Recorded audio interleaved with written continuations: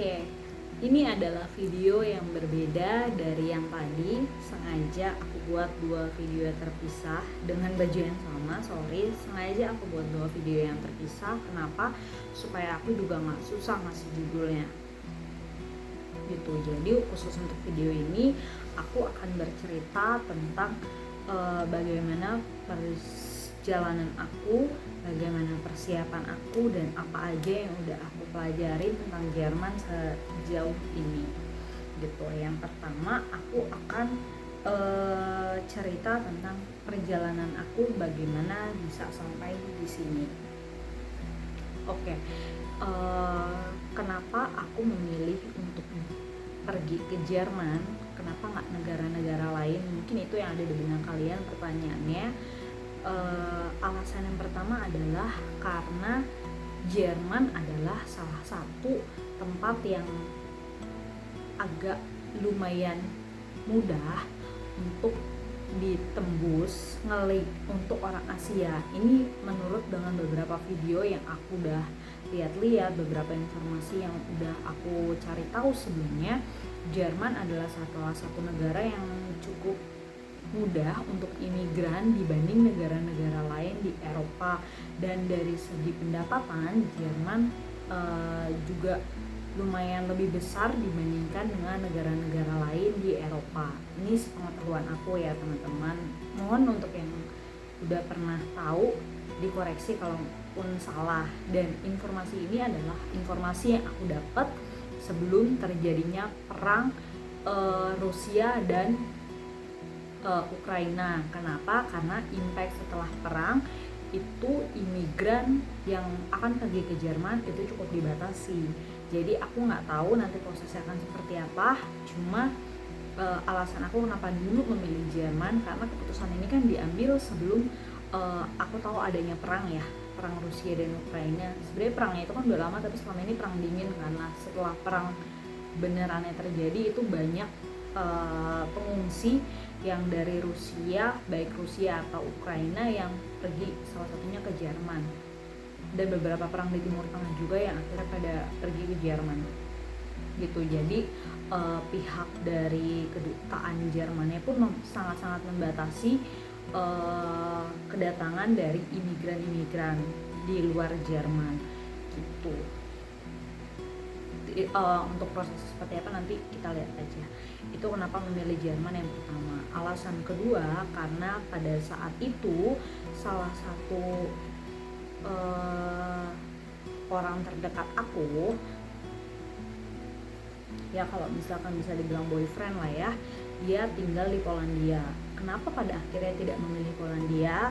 Karena prinsip aku tidak mau bergantung sama orang yang dimana dia belum memiliki status apapun sama aku. Aku tidak mau berketergantungan sama dia, karena gak enak untuk akunya, juga gak enak mungkin dianya juga nanti terbeban atau bagaimana. Jadi aku memilih untuk aku pergi aja ke negara yang tidak jauh dari Polandia, yaitu Jerman. Itu alasan yang kedua. Alasan yang ketiga, karena aku sekarang kursus di lembaga namanya BAI. BAI ini salah satu lembaga yang aku tahu dari teman aku. Salah satu teman aku waktu di S1, dia ada kerja di lembaga tersebut, di BAI ini gitu. Jadi dia memberitahukan aku tentang bagaimana itu Ausbildung, tentang apa itu Ausbildung, tentang bagaimana prosesnya, berapa biayanya, apa segala macam. Dia yang memberitahu aku, dan akhirnya sekarang dia juga yang menjadi konsultan aku gitu di BAI ini. Dan akhirnya karena aku sudah memiliki kepercayaan sama dia, karena aku sudah tahu bagaimana prosesnya, jadi yaudah deal, aku ambil kesempatan ini untuk pergi ke Jerman dengan cara pakai agent yang teman aku support tadi gitu. Kalau dari segi biaya sebenarnya itu berbeda-beda. Bisa jadi biaya aku dan biaya teman-teman yang lain itu berbeda. Kenapa? Karena itu tergantung jurusan apa yang dia ambil, itu tergantung berapa. Jadi gini, kalau aku ngambil gastronomi, jadi di gastronomi itu kita nanti punya possibility untuk di kitchen atau manajemen perhotelan atau pokoknya hal-hal yang berbau dengan hospitality. Nah itu harganya kalau dari paket aku sendiri ya itu 30 juta. Nah yang angka 30 juta ini kalau aku dengan jalan yang lancar menuju sertifikat B1. Nah tapi kalau ternyata dari pelajaran bahasa ini aku hanya mendapatkan sertifikat A2, sementara untuk prasyarat tinggal di sana itu harus B1, jadi aku harus tambah biaya lagi untuk dapetin sertifikat B1-nya. Jadi kan biaya aku dengan biaya teman aku, kalau misalkan amit-amit aku nggak lancar di B1, nggak lancar untuk sampai dapat sertifikat B1, aku hanya sampai dapat sertifikat A2, sementara biaya aku kan berarti akan lebih mahal daripada teman aku yang dia langsung dalam sekali proses, sekali tahap dia langsung dapat sertifikat B1 gitu. Jadi kenapa aku bilang semua itu tergantung jurusan apa yang kalian ambil dan tempatnya, karena BAI ini dia punya 2 cabang, ada di Jakarta, ada di Bali. Harga di Bali tentu saja berbeda dengan harga yang di Jakarta, dan mereka juga ada kelas online dan kelas offline-nya. Kelas offline tentu saja mereka lebih banyak jam pertemuannya untuk belajar bahasa ketimbang dari jam yang di kelas online. Kelas online itu namanya kelas Wochenende, itu bahasa Jerman. Wochenende atau akhir pekan itu kita hanya ketemu kurang lebih 4 jam ya, 4 jam sehari selama Sabtu Minggu, berarti 8 jam seminggu. Sementara kalau Wochentag itu itu hari kerja, itu mereka bisa ketemu dari Senin sampai Jumat gitu. Untuk jamnya berapa lama aku juga kurang tahu sih, cuma mereka jauh lebih banyak kelasnya daripada kita yang di weekend. Sementara untuk ujian ya, untuk sertifikatnya kita ujiannya sama gitu. Nah jadi untuk di kelas weekend itu agak berat karena kita tidak bisa mengandalkan kelas aja, tapi kita juga harus punya inisiatif untuk belajar sendiri juga gitu. Itu dari segi pendidikan atau bahasa. Dan si agentnya ini apa aja sih yang dia siapin dari uang yang misalkan lancar aku berarti bayar 30 juta. Itu aku dapat apa aja sih? Nah fasilitas yang aku dapetin adalah mereka memberikan pelatihan pelajaran bahasa ke aku sampai aku bisa lulus B1.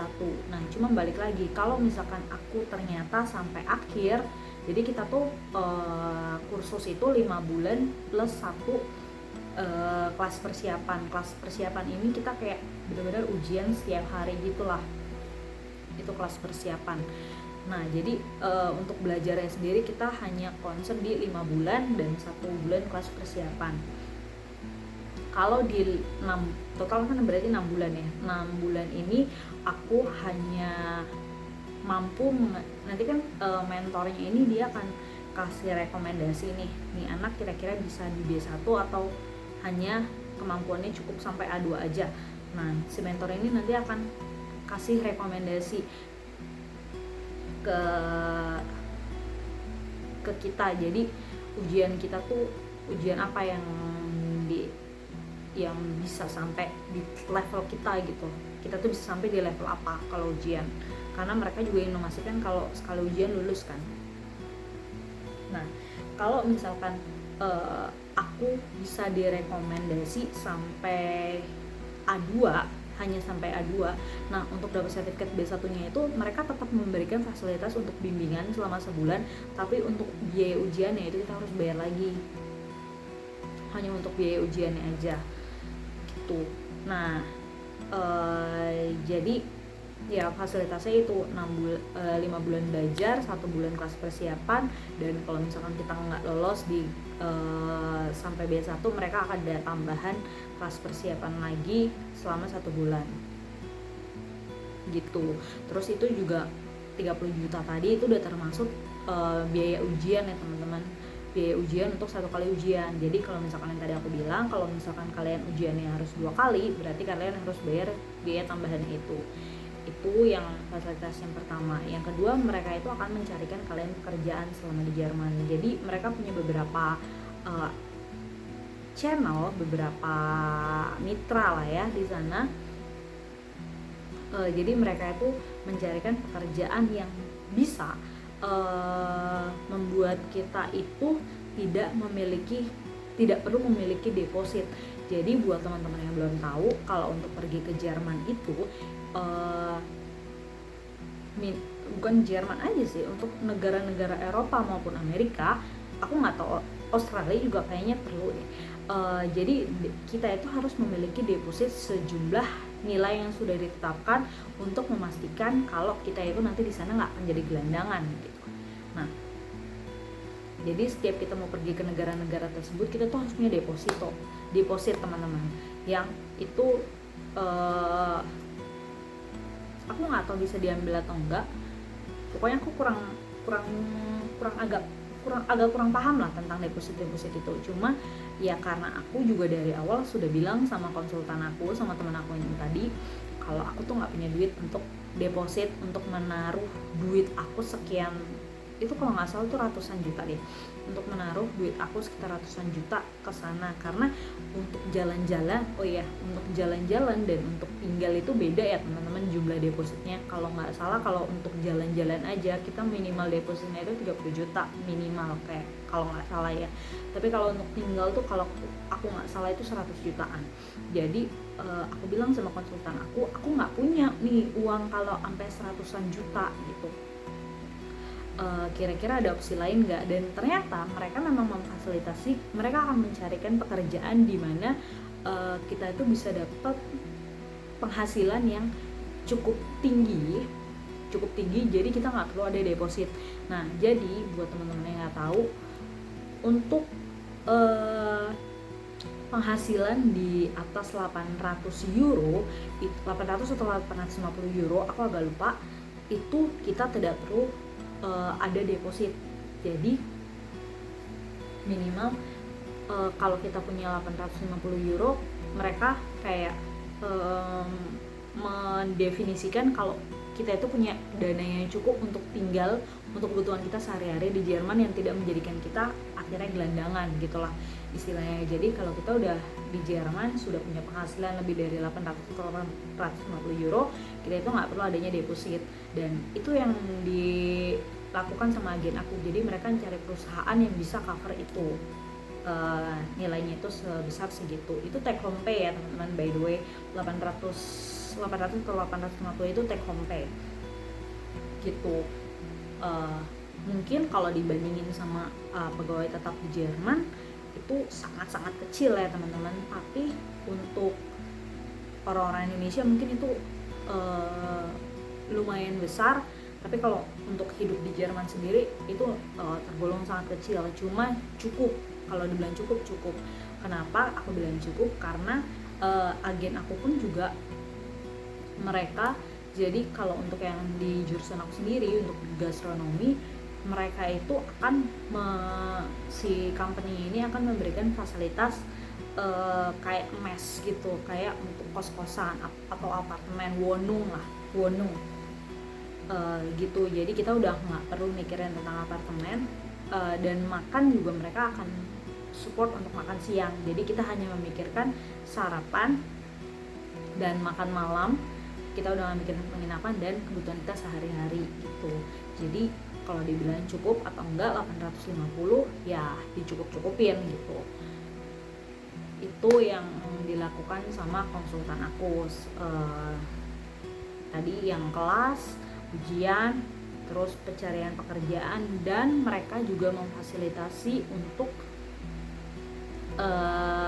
keberangkatan. Mereka berusaha untuk mencarikan perusahaan yang bisa support untuk keberangkatan, karena tiket pesawat keberangkatan dari Jakarta Jerman itu kalau nggak salah 7 jutaan ya, dan itu lumayan besar lah ya, lumayan gitu. Jadi mereka juga mencarikan company yang berani untuk support, termasuk sama penerbangannya juga gitu. Terus mereka juga bantu untuk bikin visa, terus ya pokoknya berbagai macam hal tentang dari nyari pekerjaan sampai keberangkatan lah, sampai memastikan kita di sana nanti beneran bisa berangkat, bisa dapat kerja. Pokoknya kayak gitulah intinya. Jadi yang aku butuh adalah sekarang hanya aku fokus belajar bahasanya. Dan dari ini aku dapat kabar baik juga. Jadi aku tuh kan mulai kursus dari September aku selesai kursus itu di Februari. Aku sudah konsultasi sama konsultan aku itu, memang kita itu akan masuk kelas persiapan di Februari dan selesai kelas persiapan itu di Maret minggu ketiga itu kita udah ujian. Jadi kalau misalkan seminggu kan dari ujian itu seminggu hasilnya keluar, kalau emang lancar proses bikin visa itu kan 3 minggu, cari pekerjaan bikin visa itu 3 minggu. Aku itu selalu percaya akan adanya law of attraction. Jadi setelah konsultasi itu aku menempatkan aku kapan sih mau berangkat ke Jerman. Aku pengen berangkat ke Jerman itu April. Aku tahu gimana caranya, pokoknya aku mau berangkatnya itu di April. Aku bayangin aja terus aja aku akan persiapan, aku akan berangkat di April, padahal aku pun nggak tahu gitu gimana prosesnya. Dan ternyata aku beneran baru jadi kemarin tuh sebenarnya aku udah konsultasi sama konsultan aku tuh seperti itu. Kita selesai persiapan di Februari, selesai kelas di Februari, terus kelas persiapan masuk selesai di Maret, ujian di Maret semuanya. Itu yang aku konsultasikan dengan konsultan aku. Tapi ada sedikit perbedaan dengan yang mentor aku sampaikan. Mentor aku itu teacher, Frau aku di kelas, Lararin, guru aku di kelas lah pokoknya, itu bilang kalau kita tuh ada pertemuan kelasnya dia itu 40 minggu, dan sementara kalau dihitung-hitung 40 minggu kita tuh baru selesai kelasnya aja itu di April. Kelasnya baru selesai di April dan ujiannya itu kemungkinan kelasnya selesai di April, berarti kelas persiapan dari April ke Mei, berarti ujiannya tuh baru di Mei. Dan itu menurut mentor aku, dan itu sedikit membuat aku loh kok gini sih, tapi kan aku udah menargetkan aku tuh jalan di April, kenapa ini bisa tiba-tiba di Mei? Kalau Mei baru ujian kan berarti untuk pas persiapan apa segala macam itu masih mundur 1 bulan lagi kan, kemungkinan di Juni ya gitu. Tapi aku nggak mau berangkat sampai Juni, pokoknya aku mau gimana caranya aku mau berangkat di April. Dan minggu kemarin aku juga dapat pengumuman, dapat informasi kalau ternyata kita selesainya itu beneran di Februari. Jadi kita kelas selesai di Februari, di akhir Februari sampai minggu ketiga Maret itu kita udah kelas persiapan, dan minggu ketiga Maret kita ujian gitu. That's why aku memang dari kemarin tuh agak ragu-ragu untuk mencari pekerjaan atau enggak di sini, karena aku juga nggak pengen kayak mengecewakan perusahaan. Aku baru kerja sebulan atau 2 bulan tiba-tiba izin untuk ujian, izin untuk kelas, izin untuk bikin visa, proses apa segala macam. Karena pasti ini kan sekarang aku stay di Bali, bikin visa apa segala macam itu kan ada di Jakarta kan. Aku nggak mau kalau nanti aku harus izin untuk bolak-balik Jakarta gara-gara bikin visa dan lain-lain gitu. Jadi aku masih galau sih sebenarnya, aku nyari kerja atau enggak. Tapi kayak hati kecil aku tuh bilang jangan, tapi kalau nggak nyari kerja aku nggak punya duit. Nah enggak sih, untungnya masih ada beberapa cara sih untuk aku bertahan hidup di Bali. Toh juga biaya hidup di Bali juga yang aku ceritakan di video-video sebelumnya itu tidak terlalu tinggi, tidak menurut aku pribadi itu tidak setinggi ketika aku hidup di Jakarta.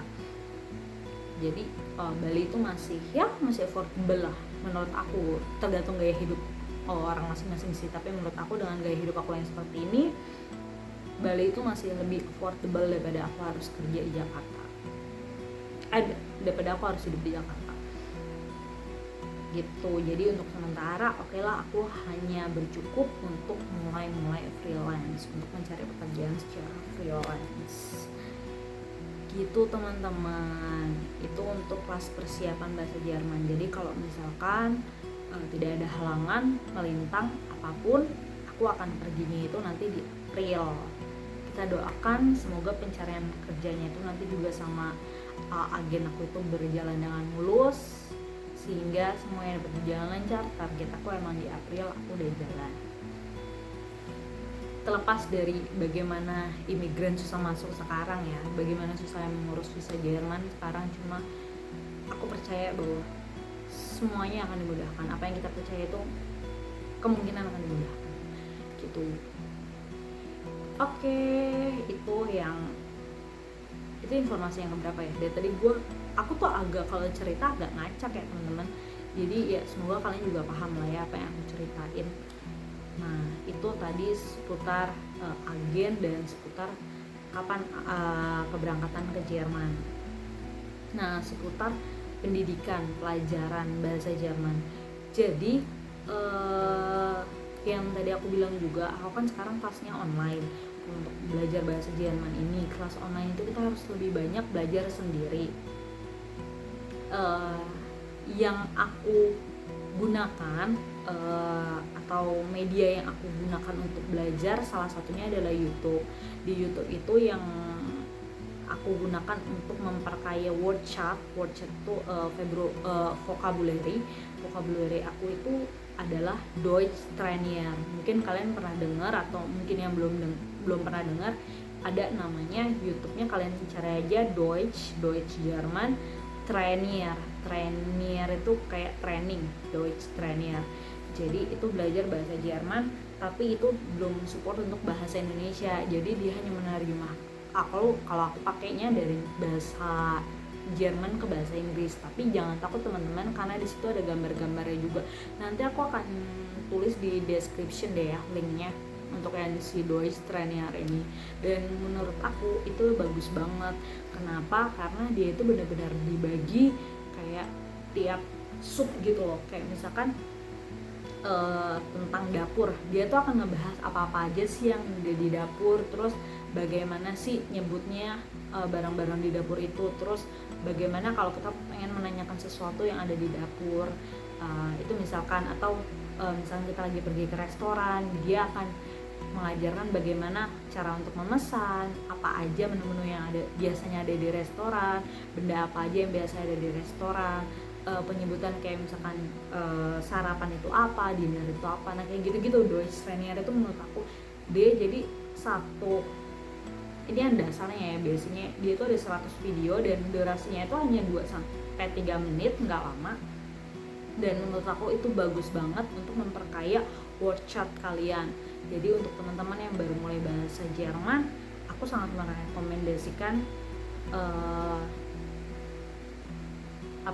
situs ini gitu, channel YouTube ini, Deutsch Trainer. Nah selain itu yang aku pelajarin juga untuk Jerman, tentu aja tentang grammar. Seperti yang sebelumnya pernah aku bahas juga, aku tuh agak kurang kalau grammar, karena ya memang jangankan bahasa Jerman, bahasa Inggris, bahkan bahasa Indonesia pun juga grammar aku tidak cukup bagus. SPOK itu aku kurang gitu. Apalagi di sini Jerman itu ada yang artikel, games dan lain-lain gitu. Jujur agak kurang, dan itu yang benar-benar harus aku pelajarin lebih lagi. Selain yang tadi aku bilang yang tentang Viren aku yang kurang, dan ini grammar juga aku harus benar-benar menghafalin lagi. Terus tentang konektoren itu kata-kata penghubung. Pokoknya oh iya, terus kira-kira ujiannya itu bagaimana sih? Ujiannya itu kalau di Jerman, kalau aku bilang ya, agak berbeda dengan bahasa Inggris. Kalau bahasa Inggris tuh kita kayak apa ya, kita nggak ada ujian menulis kayaknya ya. Kalau bahasa Inggris ya, TOEFL tuh kayak kemarin nggak ada ujian menulis, jadi kita hanya kayak cross A, B, C, D kayak gitu-gitu doang. Nah kalau di Jerman kita ada bikin email, terus juga membuat janji kayak gitu-gitu. Jadi itu juga kita benar-benar harus perkaya word chart, karena ya gimana kita mau bikin email atau bikin janji kalau kita aja word chartnya kurang, pengayaan word chartnya. Dan itu juga yang perlu di pelajarin lebih lanjut. Terus ada participle itu kayak kata-kata perfect itu lampau, kata-kata lampaunya. Jadi untuk verben dalam bahasa Jerman itu untuk perfect, untuk lampaunya itu dia ada yang ditambahin gehört, terus gesehen, kayak gitu-gitu. Itu harus benar-benar diapalin, karena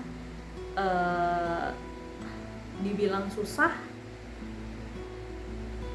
iya ada rumusnya sebenarnya, cuma ternyata setelah